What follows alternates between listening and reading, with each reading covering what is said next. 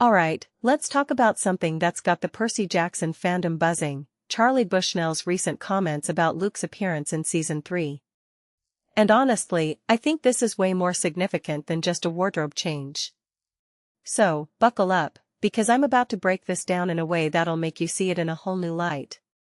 First off, the hook. Imagine Luke, the guy who was once the epitome of polished, country club chic, now looking like he's been living in the wilderness for months.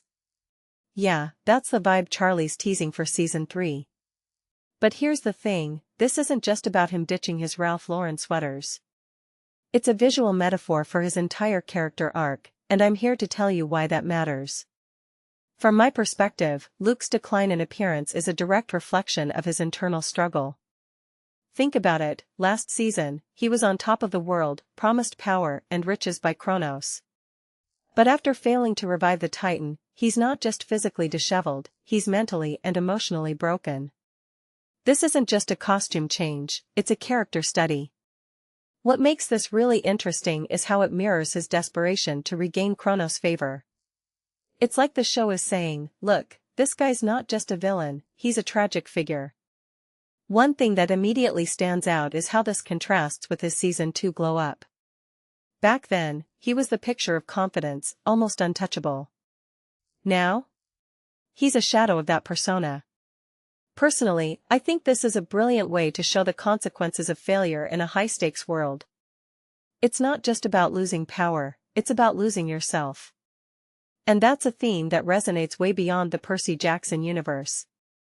What many people don't realize is that this kind of transformation isn't just for shock value. It's a storytelling tool. By making Luke look so rough, the show is inviting us to feel something for him, maybe pity, maybe even a little empathy. And that's huge, especially for a character who's been painted as one of the big bads. If you take a step back and think about it, this could be the season where we start to understand Luke, not just hate him. Now, let's talk about the bigger picture.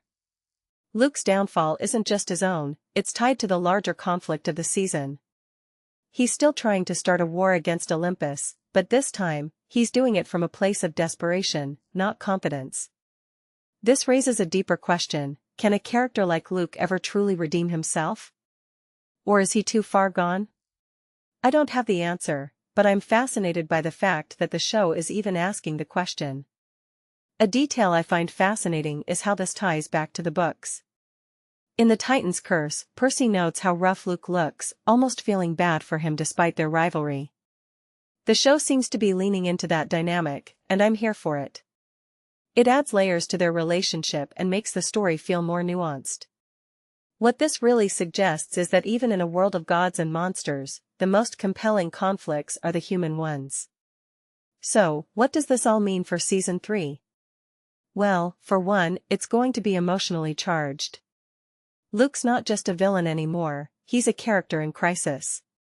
And that's going to make his interactions with Percy, Annabeth, and even Kronos way more complex.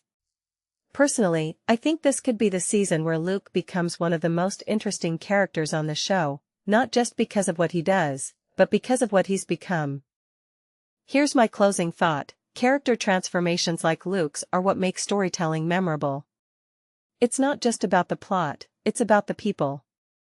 And if Season 3 can pull this off, it's going to be a game-changer. So, mark your calendars for November 20th, because this is one you won't want to miss. What do you think? Are you ready to see a broken Luke, or do you think the show is taking too much of a risk?